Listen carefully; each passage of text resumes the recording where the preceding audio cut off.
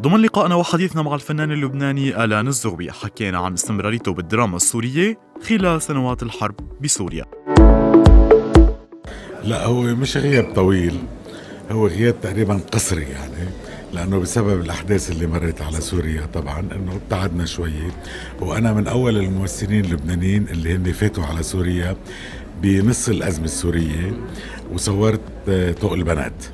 وطبعا أكيد بسبب يعني انشغالي بالتصوير بين لبنان وبين مصر وبين المسلسلات الموجودة عندي، هلأ أنا رجعت على سوريا وعم صور بهيدا المسلسل، وإن شاء الله أنا بكرة بخلص هذا المسلسل نازل على الشام، عندي تصوير بباب الحارة.